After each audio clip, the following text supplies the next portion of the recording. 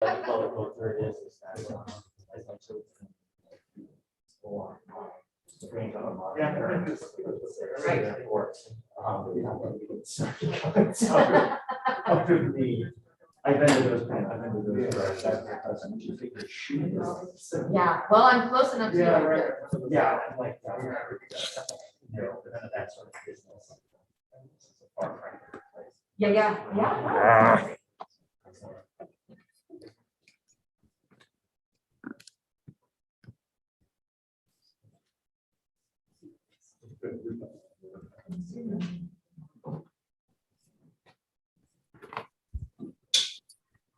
So Sarah, I'm going to put you up on the big screen now, just so you're.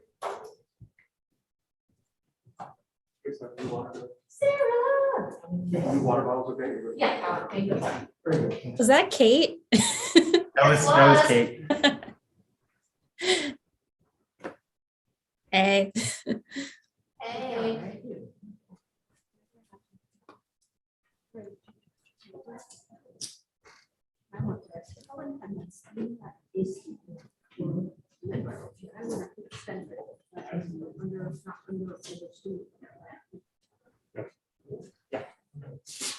Matt, whenever you're. Yeah. I wonder if there was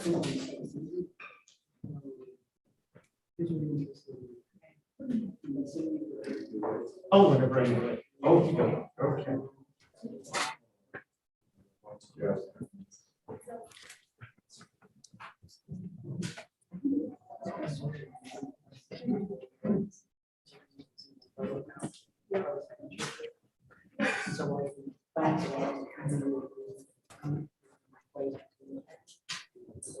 All right, good afternoon.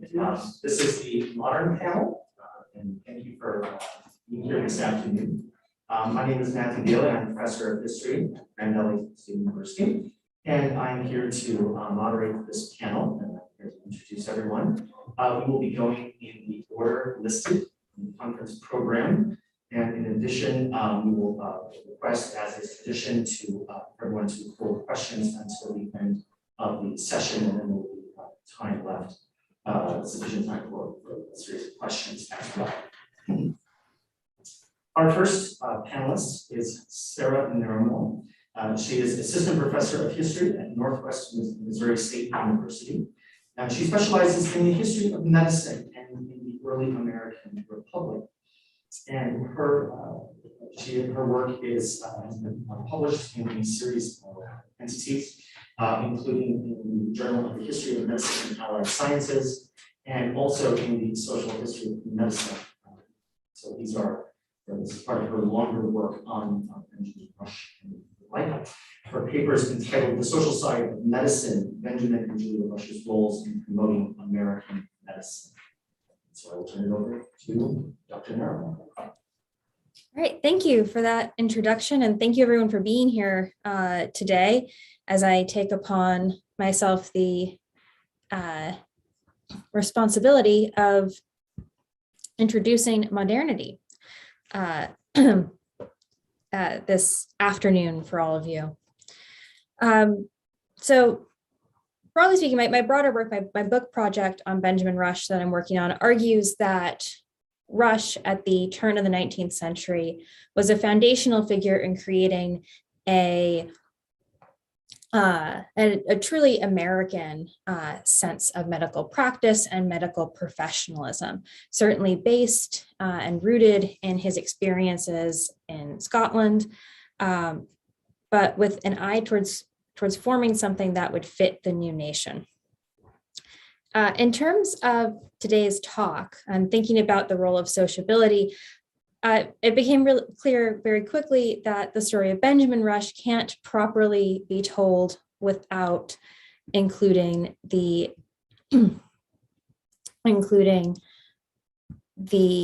contributions of his wife, Julia Stockton Rush, as well. And in some respects, this has very quickly become a Julia story, as much or maybe more than a Benjamin story. So I want to start out looking at one account of this sociability in action, of taking young medical men in Philadelphia and socializing them, encouraging them to think about their work within a broader context. So, looking back on his early medical career, 19th century physician Charles Caldwell described an evening spent in the home of one of his professors, the then at least famous Benjamin Rush. Caldwell readily accepted Rush's invitation to take refreshment and spend the evening with Rush and his wife, Julia Stockton Rush, his children, and his private students, so his apprentices. Caldwell's acceptance was about far more than an evening out of his rented student rooms, however. Personal interactions could lead to preferment in the classroom, as well as in the profession post-graduation in a world that ran on letters of recommendation and introduction. Although Caldwell's focus was on Benjamin Rush, the event also accidentally hints at the important role Julia played in the cultivation of medical sociability and ultimately professional development, albeit in a profession that she could never belong to. Of the evening, Caldwell wrote, and I apologize for the length of this quote, as soon as the general introduction was finished, I approached Mrs. Rush to make another bow and address her a few more civil words. I discovered to my surprise that I had been talked about in the family, and that she knew more of my history than I had believed to be known by all the inhabitants of Philadelphia. I begged her to inform me through which channel she had been possessed of it, for certainly, I said, Dr. Rush could not have informed you of all this. Oh no, she said, though the doctor has often spoken of you, he did not tell me that. I learned it from Mr. N, who knew you in Salisbury. During the time of the evening meal, considering myself still under the auspices of Mrs. Rush, I gave to her my chief, if not my exclusive attention. But that being finished, she having to superintend her household concerns, transferred me to the doctor, in conversation with whom I passed the remainder of the evening, and a conversation so exciting and attractive in manner as well as in matter, I rarely, if ever, had previously enjoyed. For, as heretofore stated, Dr. Rush's conversational powers were of an elevated order. The entire scene of the evening, moreover, attached me to the hybrid gentleman and his hospitable family. So what are the key elements of this conversation? Again, I hope you'll excuse the rather long, lengthy quotation. However, it addresses some key issues with respect to sociability and the development of the American medical profession. Although Caldwell and Rush later had substantial disagreements and the younger man rejected his professor's theories, the dinner recounted in Caldwell's autobiography years after that rift demonstrates the value of the social environment in the early American Republic, and also an example of one of the many glowing descriptions I have found of Julia Rush. I have yet to find anyone who disliked her. The evening was personal, professional, and heterosocial. Not only Benjamin, but Julia Rush acted as key figures around whom students, colleagues, friends, and children revolved, as well as tying into the broader Philadelphia intellectual community, her note of picking up information about Caldwell ahead of time. In this paper, I want to ask how and why Julia and Benjamin's marriage supported the growth of an American medical tradition outside the typical confines of the classroom or formal understanding of a republic of letters. While many scholars have addressed the importance of conversation, personal connections, and correspondence in Rush's work, few have looked to the Rush's relationship and home life as a source of American medical professionalization. After spending the past several years attempting to understand Benjamin's role in the creation of an American medical profession, I've come to the conclusion that this is an oversight. Accounts like that of Caldwell and other students and friends note the elusive but consistent presence of Julia in heterosocial spaces that bordered on the medical. Moreover, I think to think of Rush's medical work and business as somehow separate from the home is to artificially impose the 19th century's separate spheres ideology on the 18th.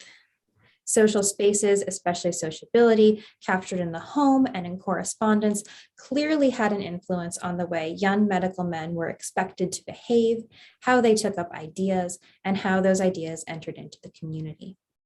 Additionally, there is some evidence to suggest that Benjamin and Julia actively discussed medical ideas and theories among themselves, with Benjamin seeming to value her opinion.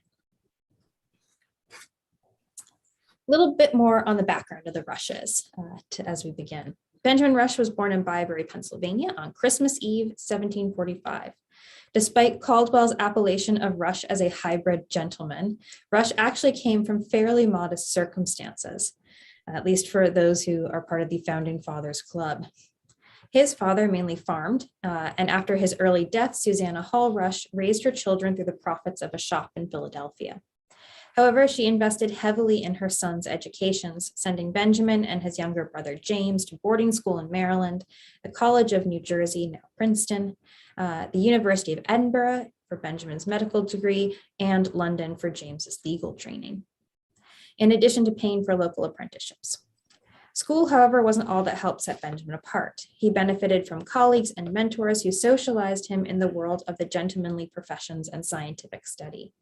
He arrived in Edinburgh, as later students arrived in Philadelphia in 1768, with letters of introduction addressed to William Cullen and other Scottish professors from colonial mentors like John Morgan and Benjamin Franklin.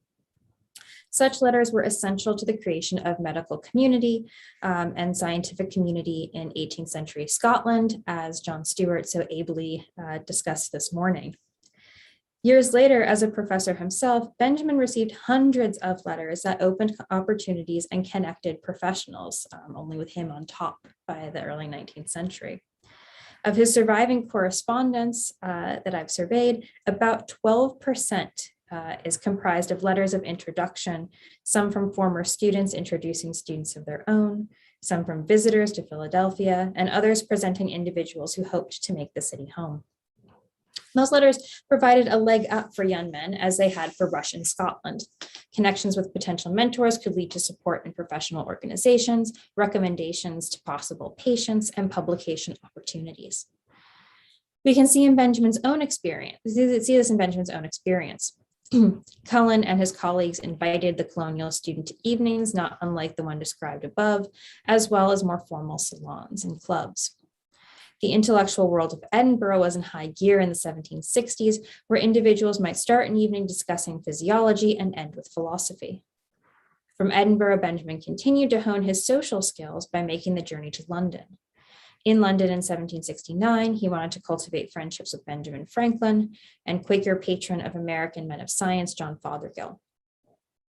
The examples of these men, their mentorship, social persona, and interest in what we might call public engagement shaped Rush and how he in turn behaved towards the next generation of medical men. The Philadelphia of the post-revolutionary world was, like 18th century Edinburgh, a meeting place associated with both academics and politics. Unlike Edinburgh, it was also the capital of a republic. Rush took seriously the idea that Republican medicine needed to be open and accessible to those with talent, and that useful information could come from unlikely and provincial sources. Benjamin's commonplace book from the 1790s and early 19th century reflects this dynamic setting. As in his student days, he managed to have wide-ranging conversations with friends and strangers from all parts of the world. For example, on July 3rd, 1794, Benjamin dined with the recently arrived Joseph Priestley, known variously as a chemist, philosopher, and also a minister, and shared his host's appetite for varied conversation. Over the course of the meal, the men discussed Benjamin Franklin's deism, Priestley's changing ideas about what happened to the body after death, the French Revolutionary government, the new jail in Philadelphia, and how to properly discipline animals. As Rush presented them, one topic flowed to the other with little difficulty. He also declined to provide much detail in a book designed merely to jog his own memory rather than come to the aid of a historian. Nevertheless, Benjamin's commonplace book is a useful text in looking at the social fabric of Philadelphia. The chance meetings with visitors and old friends form the raw materials for medical work and observation, a skill he also promoted explicitly in the classroom.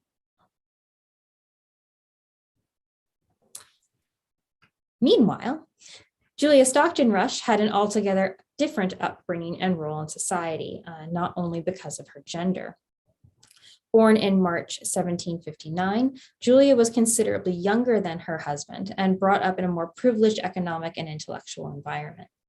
As the eldest child of Richard Stockton and Anna Spoodno Stockton, Julia spent her early years in one of the most important homes in Princeton, New Jersey, a modern picture, as you can see right behind you on the screen, of Morven.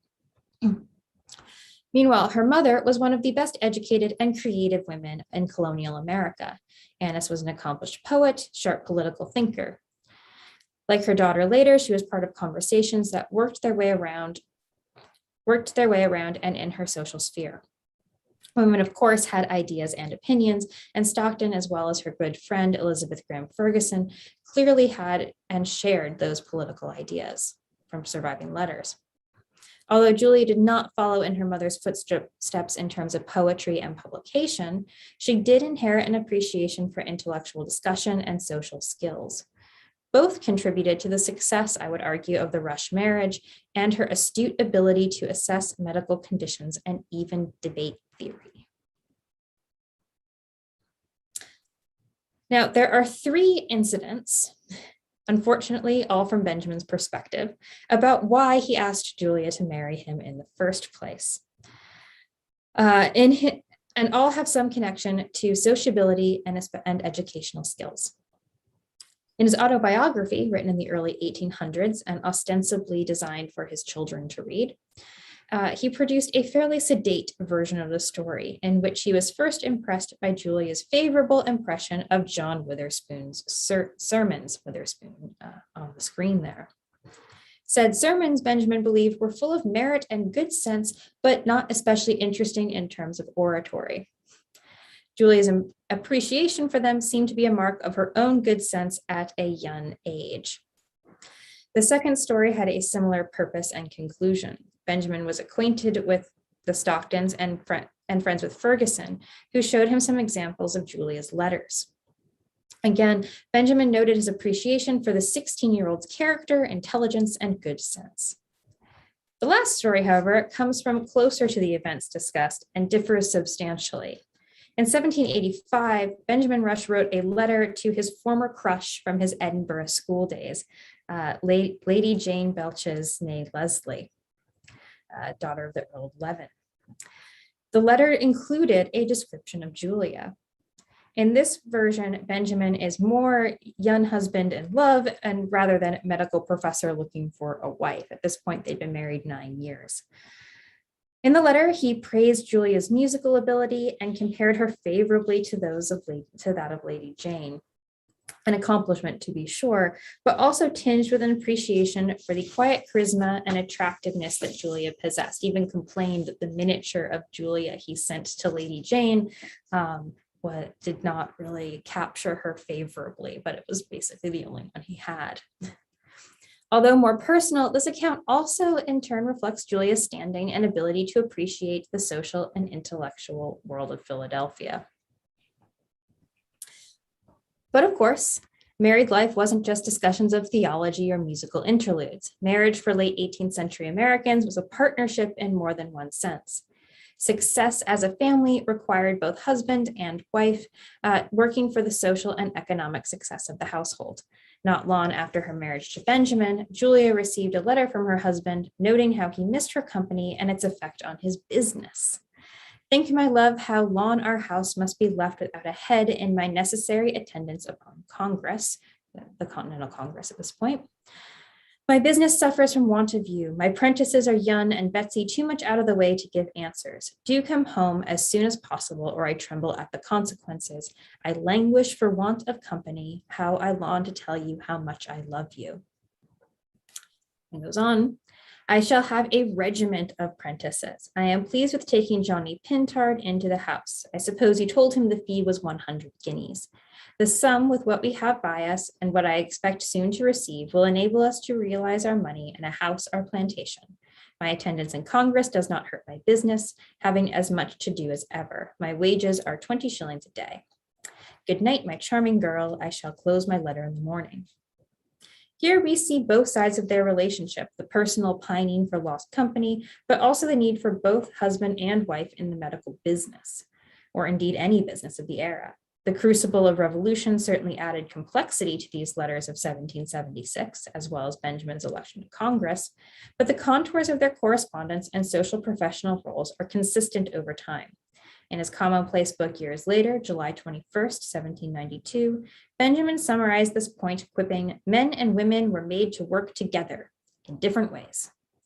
While he did not expand on his ideas, they do reinforce the idea of marriage as partnership.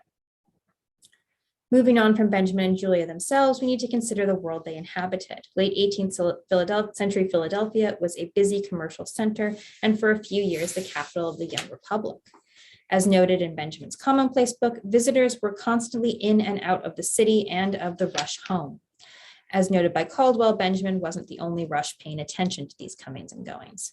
Heterosocial spaces were important to community building at the turn of the 19th century. Although Benjamin's commonplace book is sparse in terms of detail, it is unlikely that Julia was completely absent from the meals and meetings he included in its writing. Letters sent at the time were perhaps more instructive, indicating the continued role of society when the Rushes were apart. In one example, Princeton faculty member Samuel Stanhope Smith wrote to Benjamin about Julia. While Benjamin remained at his medical practice during the summers, Julia usually spent the hottest months in New Jersey at Morven with the younger children. But she did not clearly just sit around the house. She maintained an active and independent social life, of which Smith approvingly wrote, "I must join with all Mrs. Rush's acquaintance in Princeton to thank you for your consent that she should stay so long to enliven our society here. If you allow another gentleman to say it, she charms wherever she goes, and I cannot refrain from congratulating you that at your time of life and hers, you have so much elegance and beauty and good sense visited in the mother of an amiable group of children and the wife of a man who has taste and sentiment enough to relish them.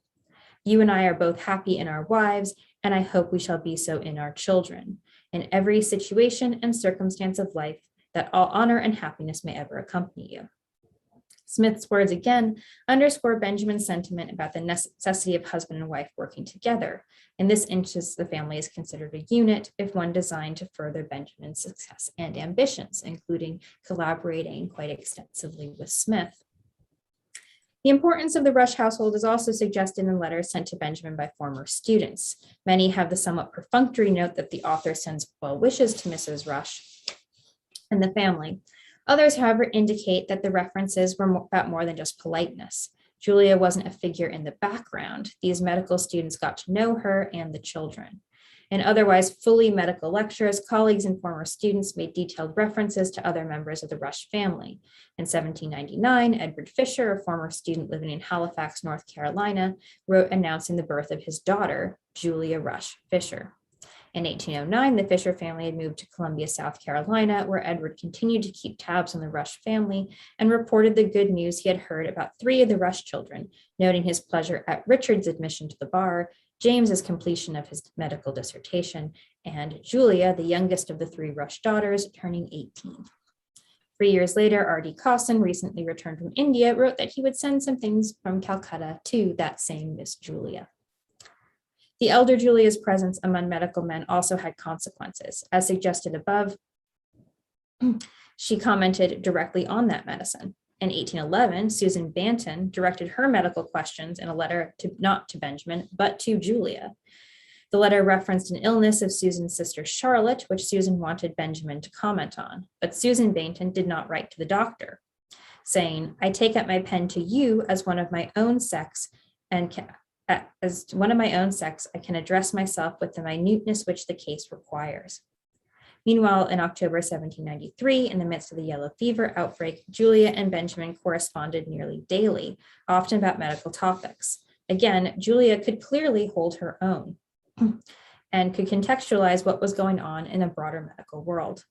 On the first of the month, she specifically noted how her husband's preferred treatment methods, bloodletting and use of calomel to cure the fever, were similar to those of British physician Benjamin Moseley.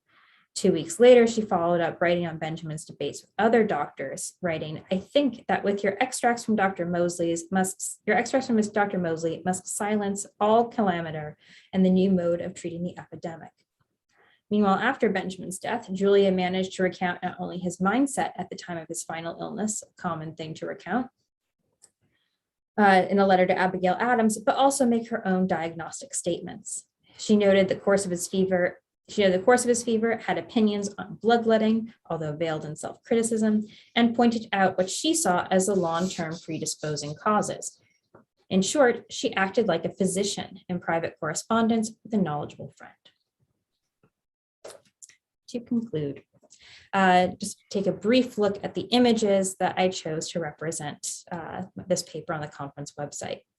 The pair of portraits show Benjamin and Julia as a young couple painted after their 1776 marriage by Charles Willson Peale. By their very nature, they are aspirational images, and they show the Rushes as they might have liked to have been viewed, bright, educated, and intellectual. In this setting, they are presented as well matched. Benjamin's portrait shows him with common 18th century symbols of the educated elite. His loose robe, lack of wig, and collection of books all indicate a man of literary pursuits. The inclusion of an instrument as well as writing material, Julia's composition echoes this approach. Her loose-fitting gown indicates leisure and contemplation. The inclusion of an instrument as well as writing materials denote her education, not wholly unusual, but still notable for this period. Other women presented in this way include the few literary women of the mid-18th century. The Rushes, in short, formed a medical power couple of the early 19th century by deftly fitting themselves into the idealized roles of marriage as partnership, both domestic and economic. At a time where formal medical and scientific credentials had little social and almost no legal power, the actions of individuals and their families helped form the American medical profession. The Rushes are an outsized example of this community and profession building. Thank you very much.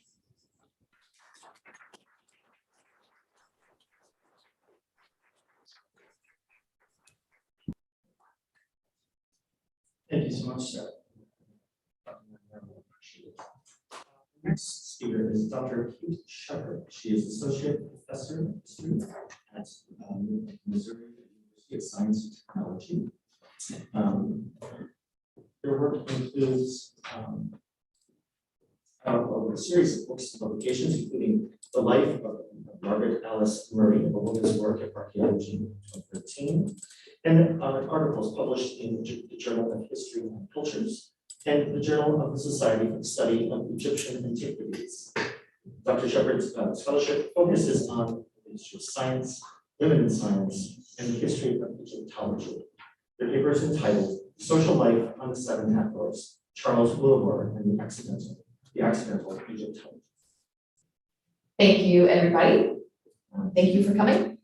I am going to be talking about Charles Wilbur, who was born in Rhode Island and attended his hometown school, Brown University, for a few years, but he didn't graduate due to ill health.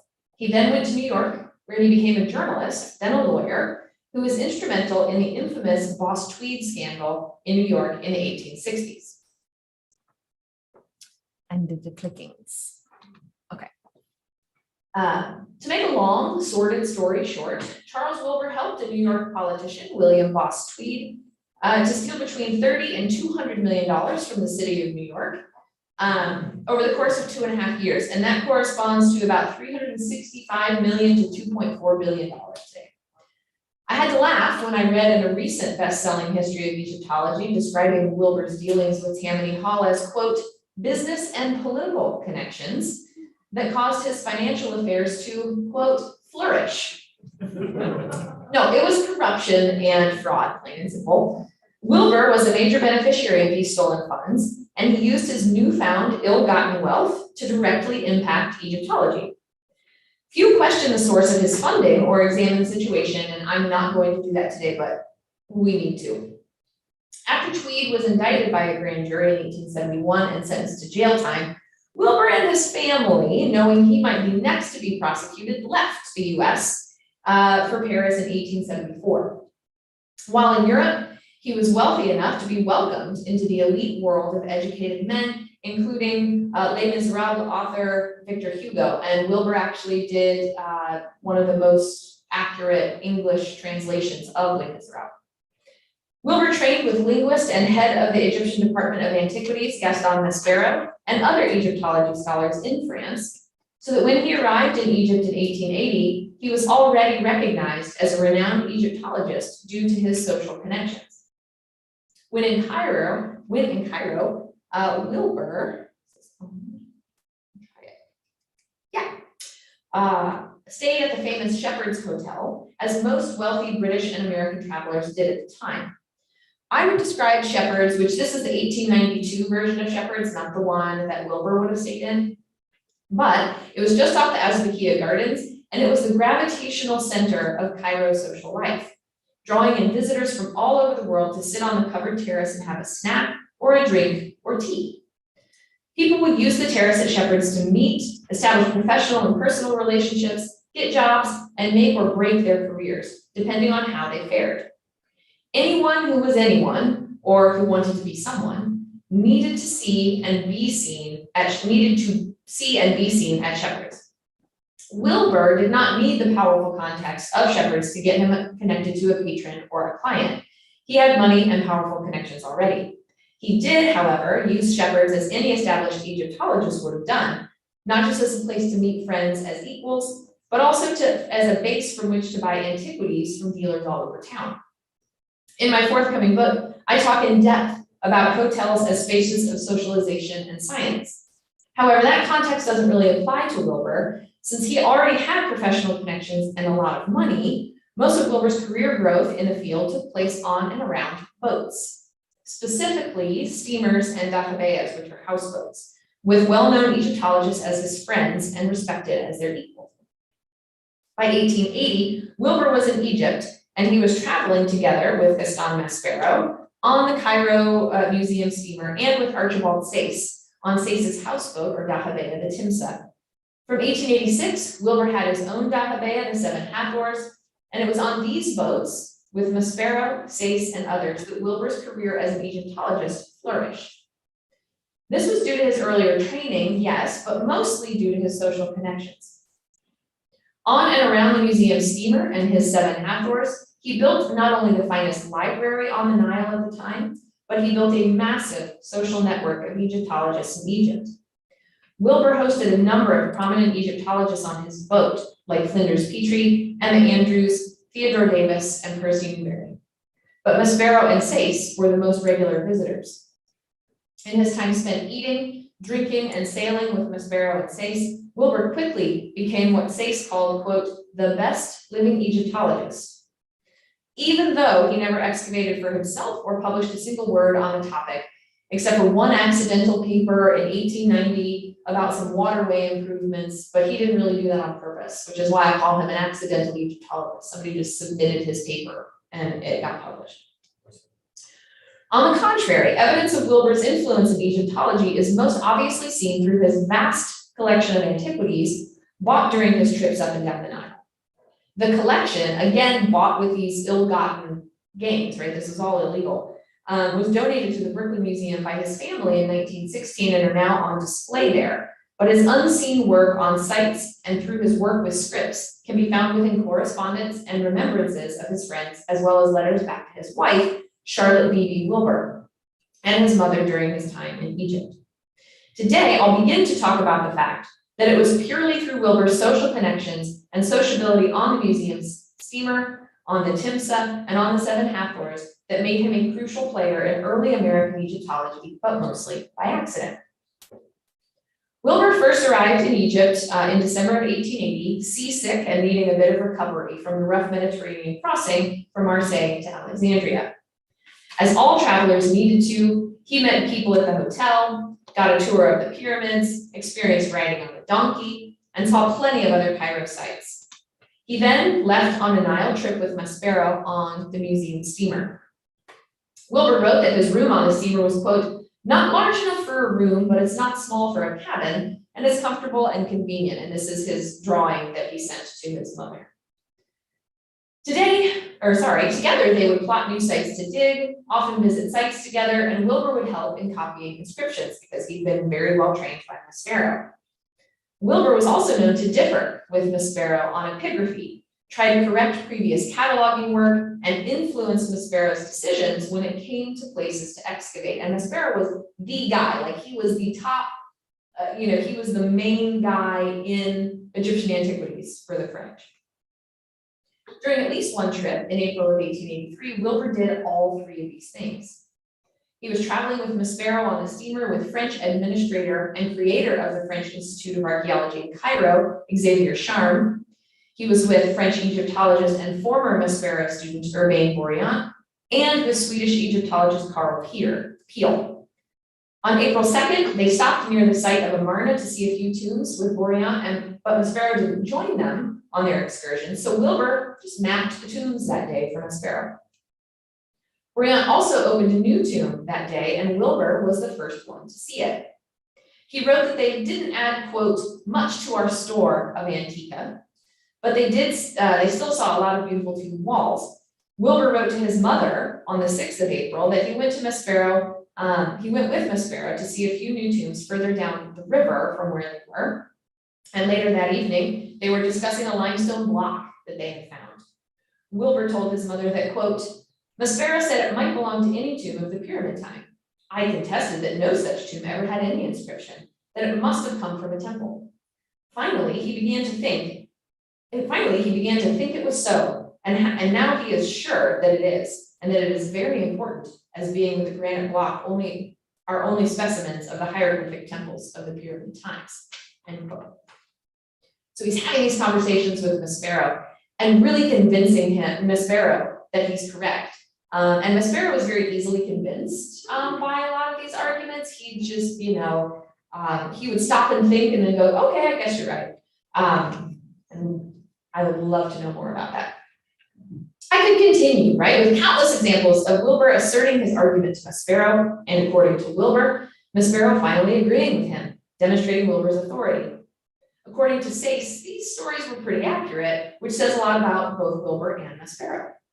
What becomes clear through their time together, their joint ethnographic work, and the time they spent working together on the museum steamer, is that Wilbur became embedded in the Department of Antiquities.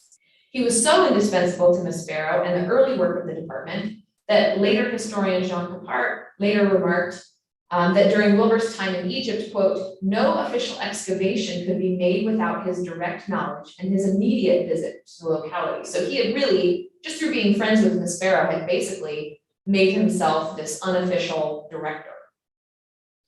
In addition to traveling on a museum steamer, he also traveled on dahabeyas with many other fellow travelers, once boasting to his wife that he could, quote, see as many pleasant people in dahabeyas as I wish. He began traveling with Archibald Sayce on Sayce's rented dahabeya, the Timsa, which had once belonged to early tuberculosis health seeker Lucy Duff Gordon. Together, Sayce and Wilbur would sail up and down the Nile, visiting sites, collecting objects, writing, and talking. Sayce recalled meeting Albert Gaillet, French Egyptologist who later made his name excavating at the site called Antinoe, and taking all the artifacts to the Musée Humain in France. According to Sayce, quote, one very hot day he dropped into tea on the 7 half-horse, wearing a pair of pale lavender kid gloves, end quote. But he wouldn't take them off despite the heat because he wanted to maintain his health. I love these stories because they show us all the things we don't know, right, about the daily practices of these scientists that might only be revealed in a social setting. Despite Wilbur's work and connections in Egyptology, he was somewhat of a tourist himself. He used Thomas Cook's reliable tourist infrastructure to maintain his ability to communicate and see certain sites he would rarely get to on a museum steamer. Cook's mail steamers were essential for communication and sometimes for fresh food and fruit on board his own boat. But like many others, he had his own opinion of Cook's tourists, whom he called Cookia, of which he had mixed feelings. Wilbur wrote to his wife from Luxor during his first trip up the river that he and his traveling companion had joined with a Cook party to see some ruins on the West Bank in Luxor. They wouldn't have access to those otherwise. He wrote, quote, at lunchtime, the Cook's party is a convenience. At other times, the ruins are wide, end quote. It seems as though Wilbur enjoyed the convenience of Cook's picnic lunch, and then afterward, he tried to steer clear of the large, loud, intrusive tourist group. In November of 1886, Wilbur bought his own dahabeya for 650 pounds, which is around $71,000 today. He wrote to his mother that he had to furnish the boat and described that they had about 900 square feet of space in the cabin, and on deck they had about 700 square feet covered by a canvas. He immediately added the American flag, but it took him longer to choose a name, the Seven Hathors. He told his mother that the name, quote, lends itself to hieroglyphic decoration, and Egyptians will call her Seven, Sebak. We find the Seven Hathors on most of the more perfect temples. When the doomed prince was born, the Seven Hathors came to make him a destiny. In the sky they are the Pleiades, end quote. Wilbur also added new mattresses, arranged shelves, prepared it for sailing so that his wife, Charlotte, would be more comfortable and come to visit from France. His son-in-law recalled that, quote, in the center of the space was his steamer trunk. On the same was the huge folio of Lepsius, and behind it, on a camp stool, was the Egyptologist comparing texts. Very heavy boxes of books accompanied him everywhere, end quote. Around New Year's Day in 1887, Wilbur remarked that, quote, it was a pleasure to have a moving house as ours, and ours is as big as the one Columbus first crossed in. He loved being able to float, quote, past unaccustomed and lovely scenes. Also on New Year's Day, their streamer or flag was designed and finally flew. He said, quote, the blue end of it was a cook's apron. A Hathor hieroglyphic is applied to it in white, and then on the white and red streamers below is a hieroglyphic 7. Thus, this. Altogether, it is our American colors adapted to our Seven Hathors name. The design would then have been drawn in a ledger for the purpose at Shepherd's Hotel as per traveler tradition. And I do believe that this book burned in 1952, which just breaks one's heart. I would have to double check that. Of course, Wilbur added a reference library to rival the one on Sace's Timsa, and from this time on, Sace began traveling with Wilbur because of his library. The two would spend their days, quote, in copying inscriptions and studying them in the evenings with the help of his books. Sace recalled that Wilbur was one of the most accurate copyists he knew, and for the next 10 years, that was what Wilbur did. In 1893, wealthy Americans Emma Andrews and Theodore Davis was also rich because of the Tammany Hall scandal and knew Wilbur through that connection. They both left for Egypt. Not surprisingly, they were following each other up and down the Nile. Sace was on the Timsa, Andrews and Davis were on their Dahabe at the Bedouin, and Wilbur was on the Seven Hathors, all moored side by side in Luxor in February. Must have made quite the sight. They just talked about how they would just jump from each other's boats so that they could see each other for dinner and drinks and tea. They spent time on each other's boats, talking about their days in Luxor. Wilbur helped Davis and Andrews find their own footing as collectors and then archaeology patrons in Luxor in their short overlapping time. One story, I think, that shows Wilbur's intimate work within Egyptology as a whole and within the Department of Antiquities with Maspero, because of his sociability specifically, comes from his early days. In the 1870s and the 1880s, there was a mystery afoot. Maspero wanted to know who had been responsible for the unusually fine activities that have been showing up in the antiquities markets. Since around 1870, Maspero and other officials knew that there had to be an unknown tomb or series of tombs that someone had found and from which someone was slowly removing remarkably well-preserved antiquities. Trusting Wilbur's judgment on antiquities and needing to continue to cultivate his patronage, Maspero deputized Wilbur in helping to find the culprit. In April of 1881, as Wilbur waited for Maspero to arrive in Luxor, he met with an antiquities dealer named Ibrahim Mohasib, who lived in the village of Sheikh Abdel Qurna on the west bank of the river. Mohasib told Wilbur, quote, in a fit of confidence that told Wilbur in a fit of confidence, quote, that Muhammad Abdel Rasul, whose house is next to his, found some years ago a tomb in which were 40,000 pounds worth of antiquities. He himself saw with these eyes 36 papyri from it, end quote. Wilbur immediately telegrammed Maspero, who was given permission by the authorities to question the Abdel Rasul family in the matter. This had to be done carefully, as Muhammad was, quote, the right-hand man of the trusted foreign consular agent Mustafa Aga at the time. And Aga was instrumental in selling antiquities to the British Museum. So if they messed this up, the entire antiquities market to Europe was going to be disrupted. But from here, the story gets murky. The story was first reported by Budge publicly in 1890 that two brothers, Muhammad and Ahmed, were arrested, dealt, quote, threats and persuasion, and many say tortures, but the accused denied any knowledge of the place whence the antiquities came. 30 years later, however, Budge wrote that European authorities tortured the Abd al-Rasuls for information, tying them to posts and beating them, but they would not confess. They were then, quote, thrown down on the ground and the soles of their feet beaten with palm rods. And as they still refused to confess, they were tied to seats and heated iron pots were placed on their heads, end quote. In this version of the story, one of the brothers died and the other still bore the scars of the burns which he received from the heated pots on his forehead, face, and neck. In the end, it's unlikely that anyone was tortured. According to Wilbur, writing at the time of the event, the head of police in Kenna, where the brothers were taken to prison, was Mustafa Aga's son, the consular agent's son. So they were not likely to suffer, and they were going to be released in about 10 days to 2 weeks. They were instead held for 2 months in prison and then released. And Wilbur also wrote that simply because of the threat of torture tactics, quote, Maspero has frightened the people, but not enough to prevent them from digging this summer, only enough to prevent them from telling them where anything is. Eventually, however, worried that the brothers would turn him in, Ahmed or Mohammed, depending on the source, showed Maspero's assistant, Emil Bruch, where the tomb lay in the sheer cliffs behind the village.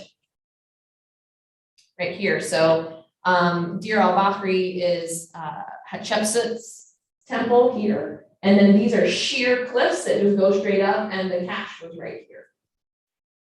It contained around 40 coffins, including those of Amenhotep I, Thutmose I, II, and III, and many more. Later on, Muhammad Abd al-Rasul was given a job with the Antiquities Service and became a site foreman on the West Bank in Thebes. A younger brother, Hussein, worked in the Valley of the Kings with Howard Carter later, so it's unlikely that they were really punished in any way, except for the fact that their income was harmed. The Deir al-Bahri cache was a substantial discovery, but Wilbur was barely mentioned in the narrative of it, due to the fact that, as usual, he was not officially involved. His involvement was instead based purely on his status as Maspero's friend. In the later years of Wilbur's travel, the English language newspaper in Cairo, the Egyptian Gazette, noted that, quote, no winter visitors better understand the charms of Egypt with the Nile trip and the opportunities for interesting research and study than the Americans. And it must be admitted that they bring an enormous amount of money to the country, end quote. Similarly, Wilbur's impact on Egyptology was not felt in the same way that most leave their legacy, through publications or major discoveries. But instead it was through his insights into Egyptology that he shared with others while traveling on his dahabeah and the museum steamer. His status as Maspero's and Sais's friend as a colleague was due mostly to his wealth. These boats served as floating centers of knowledge production and network building for Wilbur, Sais, and Maspero. Sais and Maspero silently wrote Wilbur's ideas into their scholarship and remembered him in their letters and diaries. His collections, as I said earlier, including his letters to his mother, wife, and family, were left to the Brooklyn Museum by his family in 1916, and they also gave a massive endowment to Brown University, and this is the Wilbur building at Brown University. So his legacy, these letters offer an important glimpse into life on the Nile and to Wilbur's work on Egyptology, demonstrating not just how important dahabeahs were as nodes of the intellectual landscape, but also how important correspondence is for tracing these social connections. Thank you.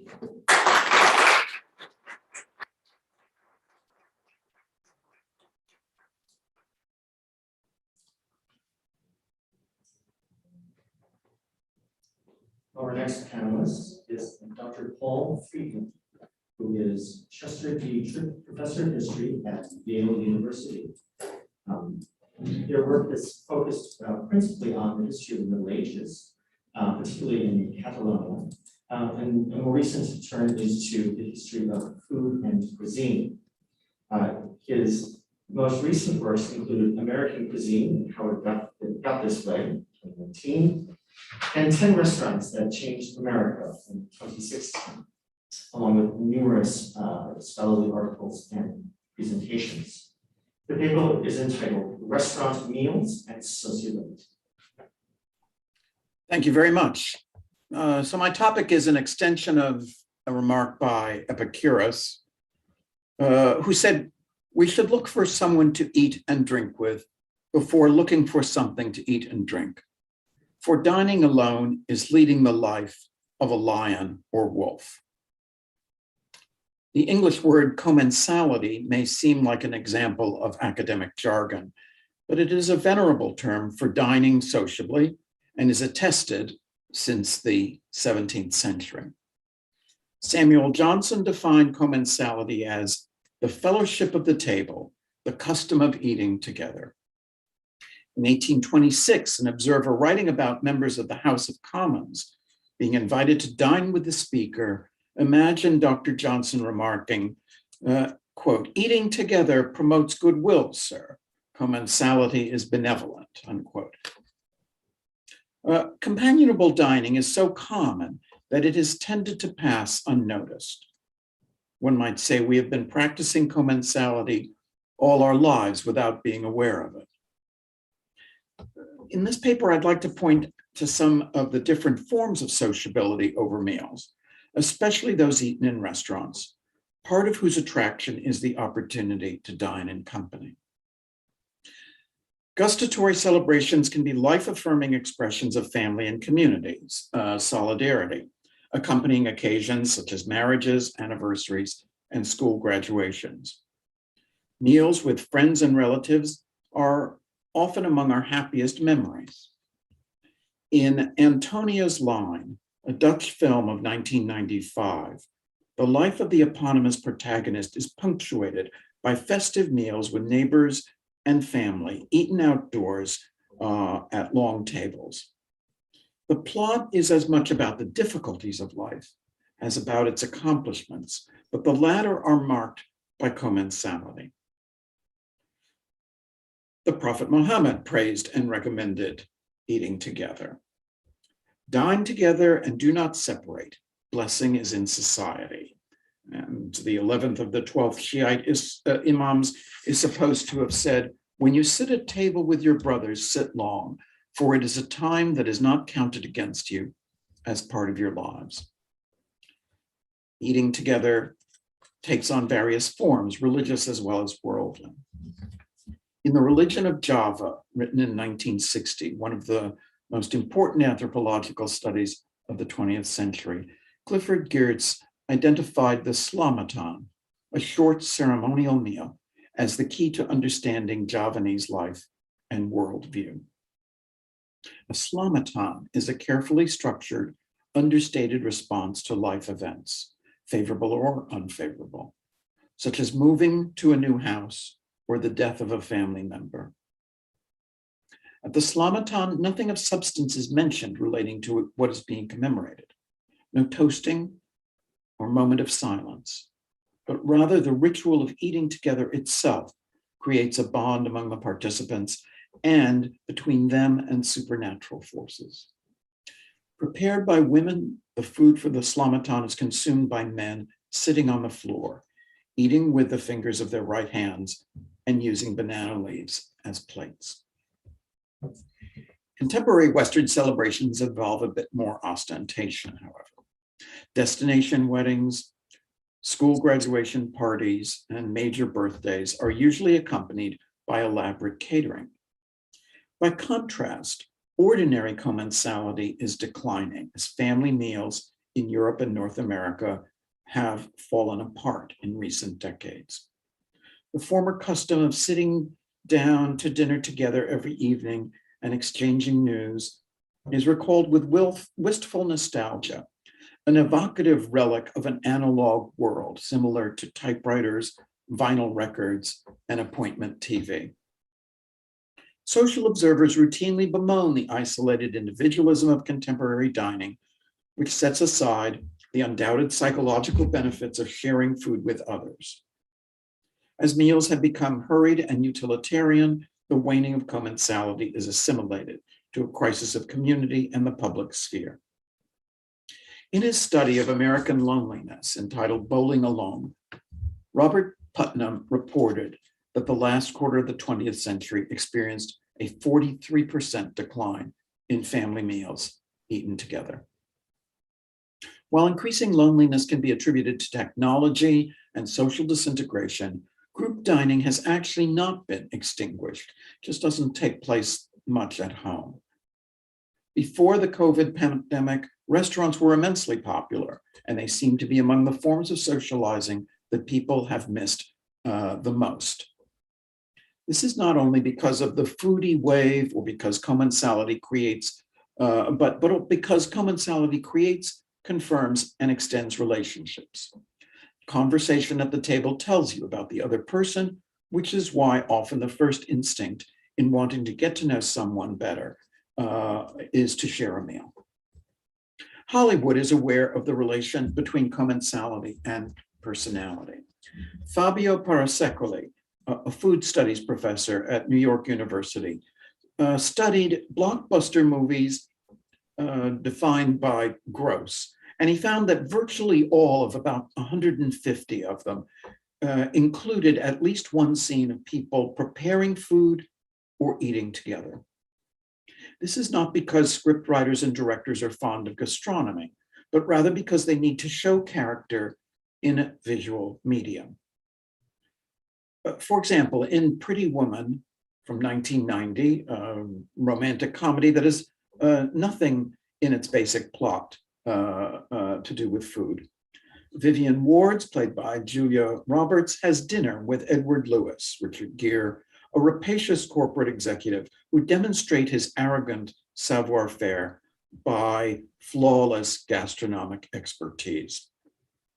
Before the intimidatingly elegant dinner, Vivian hastily learns some table etiquette, although she does not quite master how to pick up and extricate snails from their shells. The meal ends abruptly as the guests walk out, goaded and enraged by Edward, who gloats over having outsmarted them. Once he has humiliated his opponents, Edward loses interest in the gourmet charade. From this restaurant scene, the viewer sees Edward's deplorable character and comes to know better the likably awkward and plucky Vivian. Preparing food can also be used to tell the viewer about personality and social situations. Twister, a 1996 film about chasing tornadoes, is built on a central paradox that while this dangerous job is thought of as quintessentially male, Dr. Joe Harding is acknowledged to be unequaled as a spotter and tracker. In an early scene, the wives are cooking while the men are in another room trading stories. Harding, portrayed by Helen Hunt, is not welcomed by the women in the kitchen, who consider her not one of them, but she's also out of place with the guys. Food thus shows what this in-between character faces. As the two movies exemplify, commensality does not always reinforce benevolence. Sharing and festivity can produce tension and dramatic conflict. Fights at dinner are frequent in novels and dramas, as, for example, the violent altercation over Irish politics at Christmas dinner in James Joyce's Portrait of the Artist as a Young Man. Mundane, non-celebratory meals easily degenerate as well. Jonathan Franzen's The Corrections includes a harrowing description of a boy refusing to eat his mashed rutabaga and being kept at the table for hours as his parents try to overcome his stubborn defiance. Then there's The Red Wedding from George R.R. Martin's Game of Thrones series, an extreme example of deliberately derailed commensality in which almost all of the Stark family guests are murdered. Even when friendly and celebratory, commensality often involves hierarchy of the sort typical of medieval banquets. Who is seated where and what food they get varies with status. And it's not only the Middle Ages that conflicts arise over hierarchy. At my niece's wedding 15 years ago or so, one aunt's family was not seated at the main table, and this resulted in a breach between my sister-in-law and her sister, the aunt in question, that resulted in their not speaking for 5 years. So let me talk about restaurants. Commensality takes various forms, but in the contemporary developed world, restaurants are prominent venues. For several years before the pandemic, the average American family spent more money dining out than eating at home. Restaurants stand between the privacy of the family and the anonymity of modern life and provide various opportunities for commensality. While their purpose is to serve food, restaurants also encourage relationships and profit as settings for talk with social, intellectual, or business associates. Restaurant commensality creates the opportunity to find out about other people. And so I'm going to discuss 4 kinds of socializing associated with restaurants: romance, friendship, celebration, and business. Starting with the topic of romance. Sexual attraction has always been structured by ways to meet potential intimate partners, from arranged marriages to mixers, from 1970s fern bars to online dating sites. In classical and medieval literature, couples did not tend to develop relationships over meals. In the Inferno, at the Circle of the Lustful, Francesca da Rimini tells Dante that her adulterous affair with her brother-in-law, Paolo Malatesta, began when they read chivalric romances together. Tristan and Isolde were fatally attracted through a love potion administered by mistake. During Jane Austen's era, promising matches might be encouraged by strategic seating at meals, but gatherings such as balls and chaperone visits were better occasions for courtship. Matchmaking and ceremonial visiting remain common in many parts of the world. Romances involving restaurants, however, require sufficient relaxation of social rules to allow a young woman to be alone with a young man. In Northern Europe and the United States, this started to happen in the late 19th century. In William Dean Howell's novel, A Modern Instance, published in 1882, Bartley Hubbard impresses the naive Marcia Gaylord with his ability to maneuver in a high social setting, nonchalantly ordering dinner at the dining room of Boston's Revere House Hotel and displaying what is described as dazzling intelligence with regard to the selection. Restaurants were not sites for initiating relationships, but rather for following up on an initial encounter.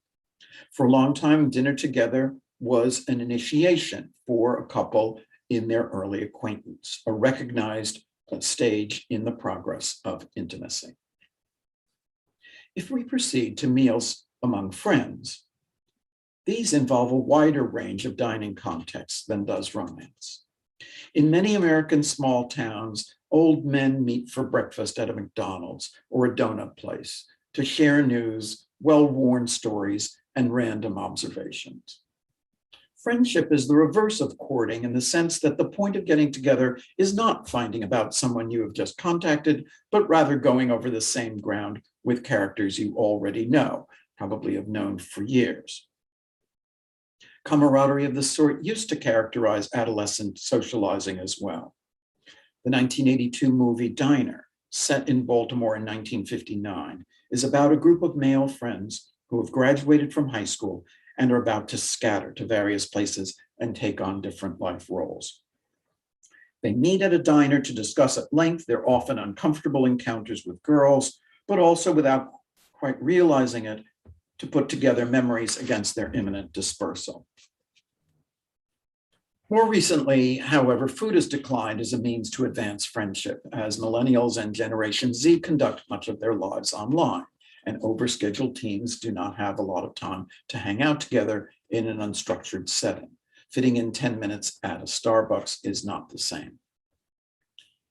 A third well-known amicable meal type is what's covered by the dismissive term ladies who lunch, originally a song from Stefan Sondheim's musical of 1970 called Company.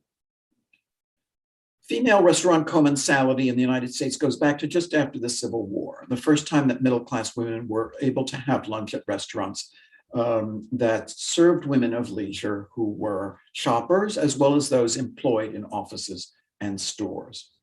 Unlike elderly male cronies, they could be any adult age, partly because many women did not have a fixed schedule, and also because American women have tended to value friendship, while men of the professional and executive ranks have been socialized to feel it's a waste of time. Moving from friendship to festive events, briefly, it's obvious that celebrations are the oldest and best attested form of group dining. Roman banquets and Native American potlatches were collective feasts. Our society makes a point of observing family-oriented occasions such as anniversaries or birthdays. Feasts can be read as affirmations of social solidarity. Clubs, religious fellowships, guilds, and professional associations have at various times cemented common interests through celebratory dining. Finally, meals provide business, professional, and political opportunities to talk face-to-face about sometimes vitally important affairs. Winston Churchill carefully planned the dinners he hosted for allies and rivals, including the meetings at Yalta and Potsdam with Stalin, Roosevelt, and Truman. In 1791, at the beginning of the French Revolutionary Terror, a restaurant called Mayo had a menu that offered more than 250 choices, and it was a gathering place for judges and members of the revolutionary committees, such as Danton and Robespierre, who over dinner drew up lists of those to be guillotined in subsequent days. In order to use a restaurant to devise less bloodthirsty schemes, that is, to make contacts and connections, you need to take meals there repeatedly and predictably, proving you are in the game. Al Sharpton once said of Sylvia's in Harlem, "You had to show up from time to time, or else people thought you had retired." Within the rarefied circle of a court or noble household, there might be a feverish need to prove one's position, as at Versailles. But aristocratic socializing did not require flattering attention from the masses.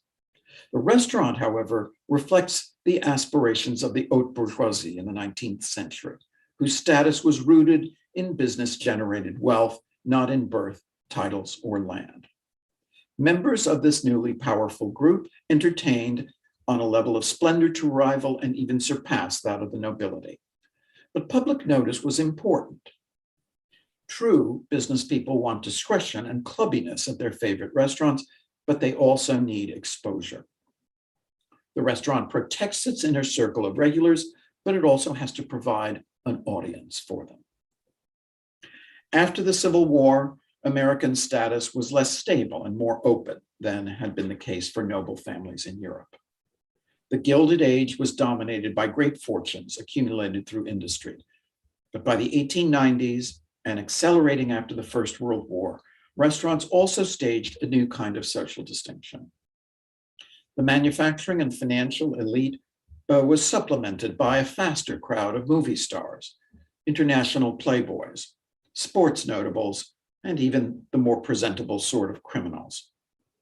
Because Prohibition thinned the ranks of elegant restaurants, nightclubs, such as Harlem's Cotton Club or the Midtown New York El Morocco and Stork Club, replaced them as places to be seen, what the gossip columnist Walter Winchell referred to as watering holes. Well, today, successful people in most fields no longer regard lunch as a transactional opportunity. LinkedIn and networking events appear more important and time efficient than midday dining. A sense of the recent past can be given by the title of a book by Julia Phillips' 1991 autobiography about the movie industry, "You'll Never Eat Lunch in This Town Again." And while there are still celebrity haunts in Los Angeles, the entertainment business no longer requires constant midday dining out. Before the pandemic, New York book publishing notables still embraced lunch at restaurants and sort of holdouts in this, places such as Michael's and Union Square Cafe. Agents, authors, and publishers could gossip or work out agreements, but deal making in banking and real estate has long ceased to take place over meals. Certain aspects of commensality have therefore suffered a 21st century decline. Business lunches and family dinners, notably. Others have, sometimes for reasons I can't fathom, expanded. Brunch, for example, a meal I just don't get. The pandemic has decimated small businesses, especially restaurants, but it is amazing how many have opened during this period. And it's likely that after normalcy, or what's going to be normalcy, is instituted, people will again spend more money on dining out than eating at home. Not a completely laudable trend for reasons ranging from environmental impact to health, but it does show that the death of sociability, at least as regards dining, is not at hand. Thank you very much.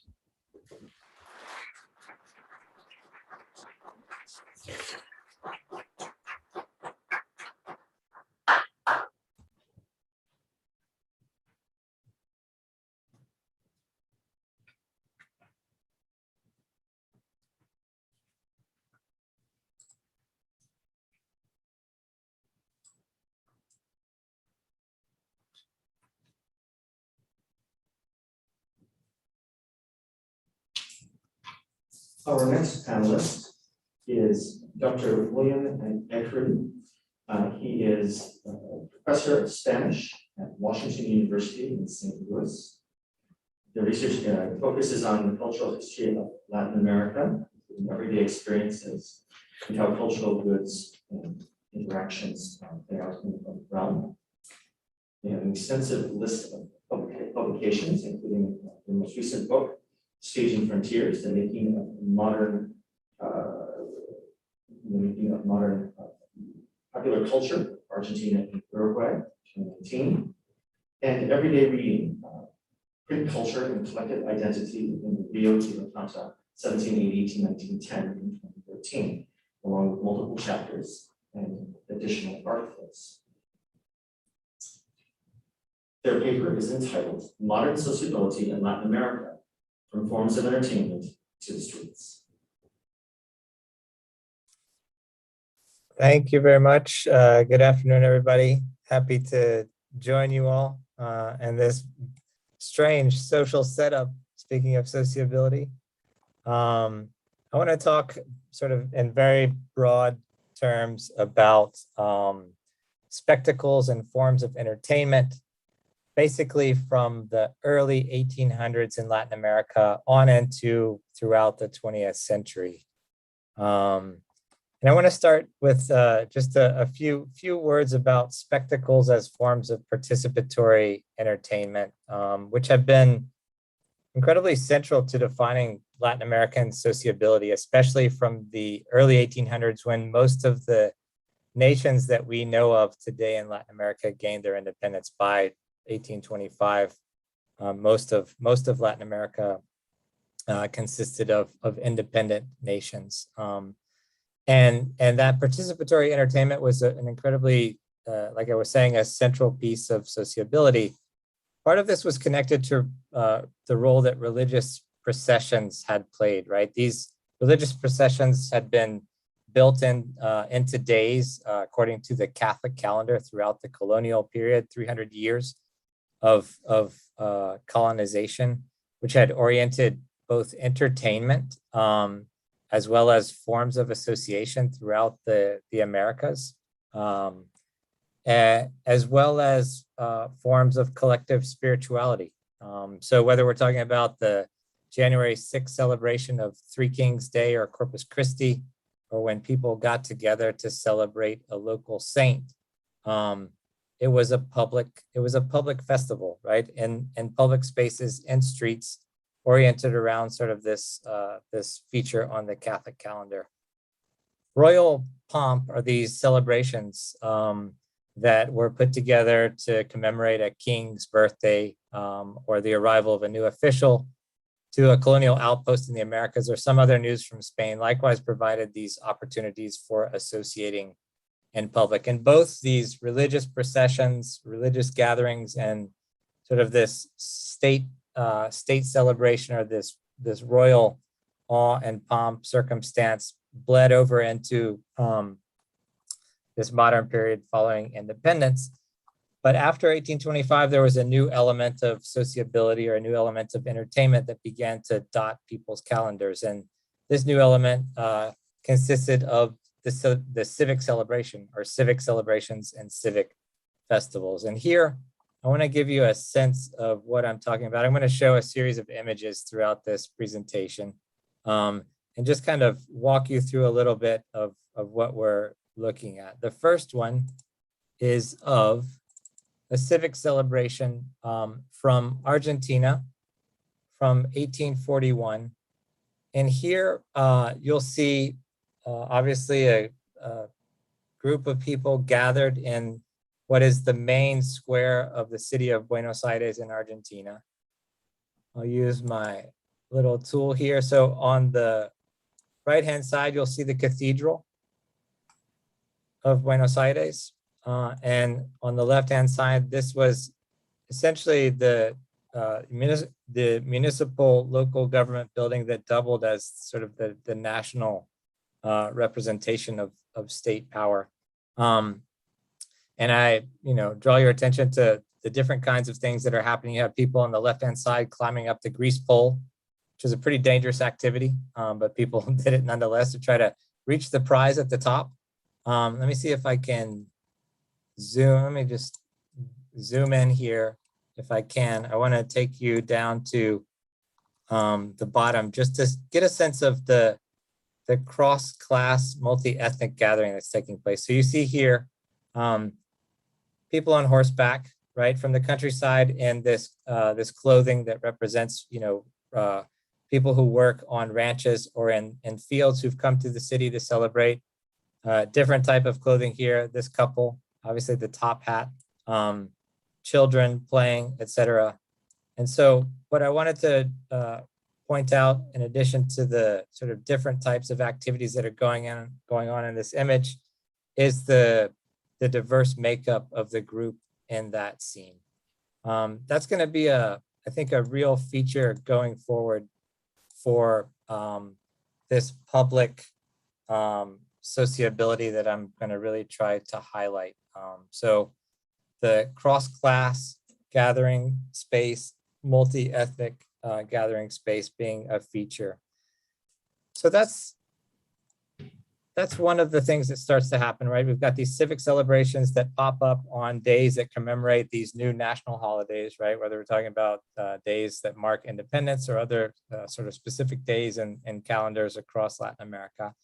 Another area of entertainment that starts to become a prominent feature for people across the region is the traveling circus and the carnival and the occasional opera, right? So traveling circuses beginning in the 1820s began to pop up from Mexico down to Argentina. These were groups that for the most part made their way from Europe. It was obviously a long trek to get from Europe over to the Americas with animals and all the circus companies. Oftentimes these were small outfits at the beginning in the 1820s, 30s, and 40s, and then in the 1850s, 60s, they grew in number, spectacularly so. And circuses provided another form of entertainment, right? It's often sort of the wild equestrian stunt show, people seeing all kinds of acrobatic tricks. There were professors of the occult who were part of these circus troupes, and they, performed various types of shows that just brought people in for leisure.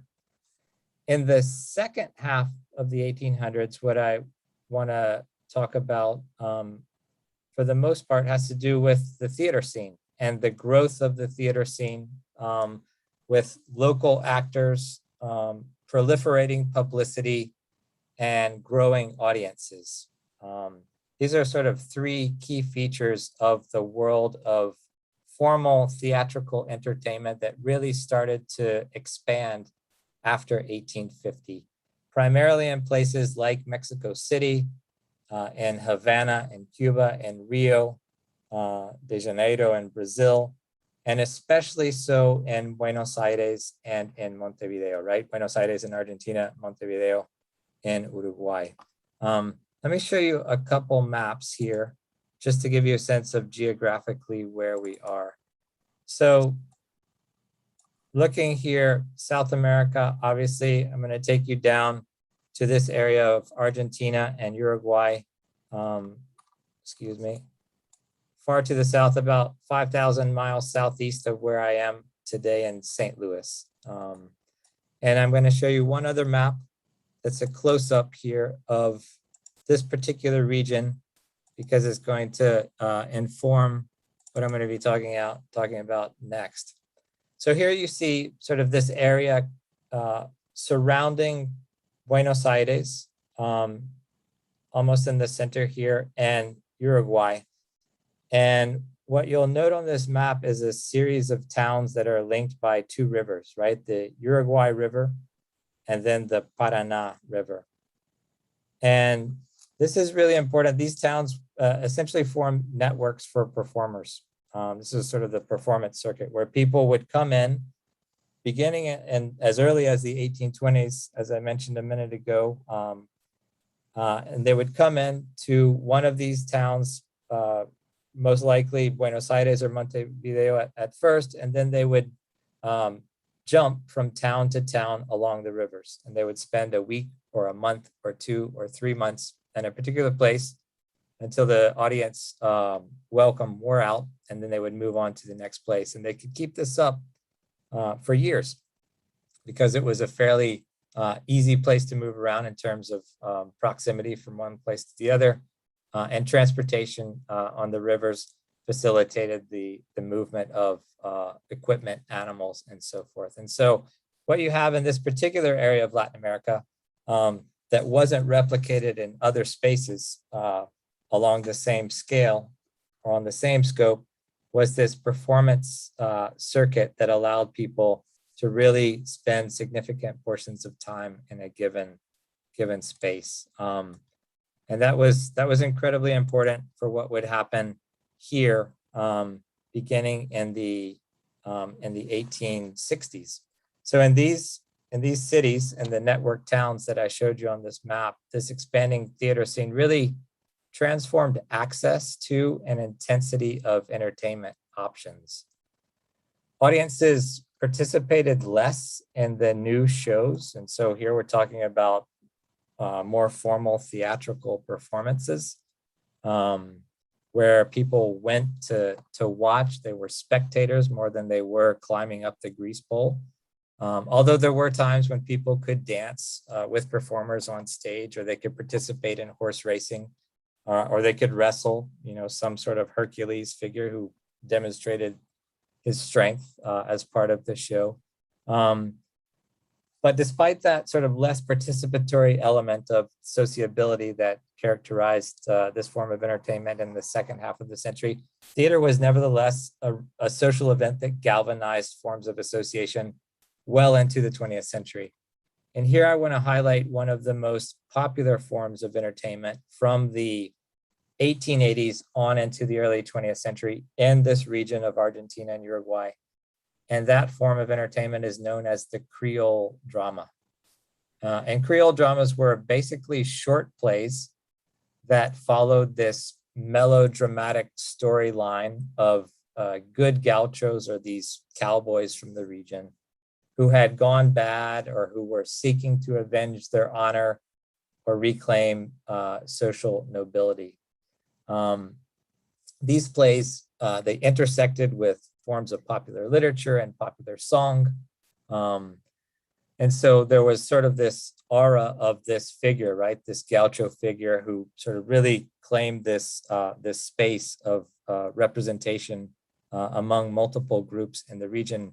And the number of these plays and the companies performing them really exploded towards the end of the century. And so again, night after night or week after week, people came out to see them. And they went to see these shows under tents or on improvised outdoor stages in squares.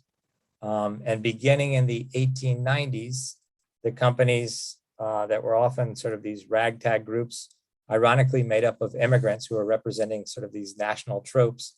Beginning in the 1890s, these companies started to perform them in the region's most ornate theaters.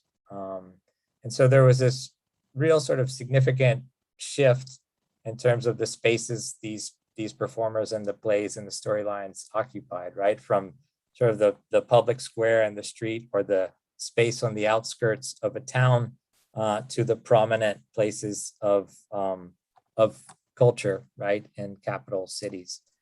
At the same time, the shows attracted again, multi-ethnic immigrant audiences, and they drew rural migrants who were seeking work in cities. They starred Afro-descendant actors and musicians, like one whose name was Gabino Ezeiza. I'll show you a picture of him in one moment. And as their popularity rose, doctors and lawyers and politicians all flocked to see these shows. And so, again, we have sort of this really fascinating place that's bringing people together across lines of class, social status, and producing connections that would not happen or that were not happening outside or beforehand. Here, let me show you a few more images.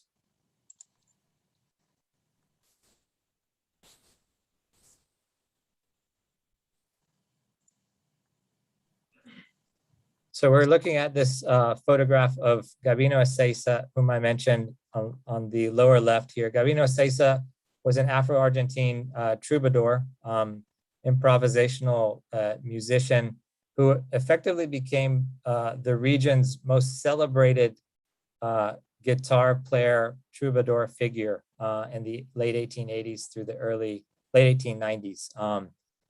He became a solo show, or his acts that were part of these Creole dramas jumped to their own spaces. He would often engage in these competitions with other musicians, like the one pictured on the lower right, for hours or sometimes days at a time. And so he became a real icon of the moment's entertainment.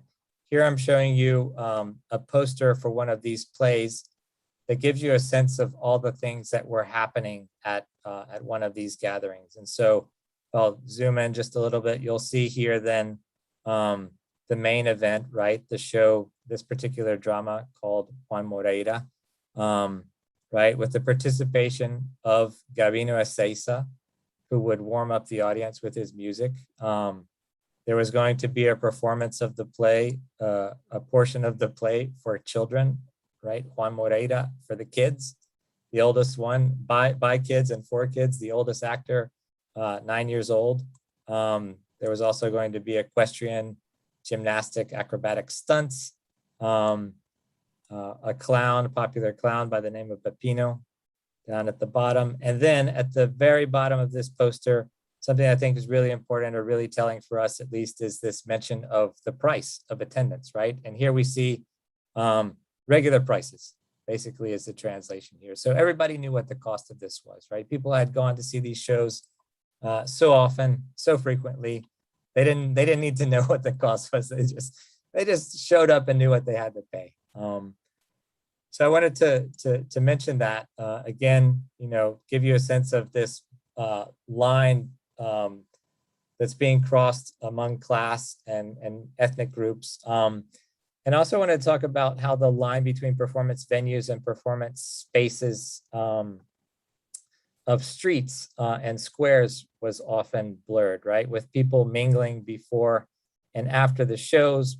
Paul was talking about commensality. Oftentimes people would get together and eat before the shows, or they would go out and have something to eat afterward. And with these Creole dramas in particular, the shows ended up influencing forms of sociability completely removed from performance spaces. And here I'm talking specifically about Creole clubs, right? These sort of membership-based clubs that began forming in Uruguay and in Argentina and in Brazil in the 1890s. The first of these took place or formed in 1894. And so I'm going to show you a few pictures of this group of people that started to gather on the outskirts of the city of Montevideo in Uruguay. And so in 1894, it was actually the dean of the School of Medicine, who was a real gaucho fanatic, got together a group of his friends, some of whom were performers in these Creole dramas, and they decided to create the first gaucho society, or Creole society, they called it. And what they did was they dressed up in gaucho garb, got on horses, rode from their place on the outskirts of the city to the center of town. And as they went through, they had people gathering with them, right? Posing for pictures along the way as the contingent grew in size. And they got to the city, right, Montevideo, and then you have them hanging out right on horseback on their posing here in front of, what is a building that follows sort of this architectural style from Paris or London, which is typical of late 1800s Buenos Aires or Montevideo. And this effectively became sort of the thing that these people did, right? These clubs would get together, dress up, play gaucho, eat. They would always have a blowout barbecue right before or after marching through the city, play music, dance, and then go about their regular routines for the rest of the week. And these clubs proliferated in number from the 1890s onward, multiple hundreds of them by 1910 in Argentina. And so they became new hubs for sociability, oriented around this sort of nostalgia for country life.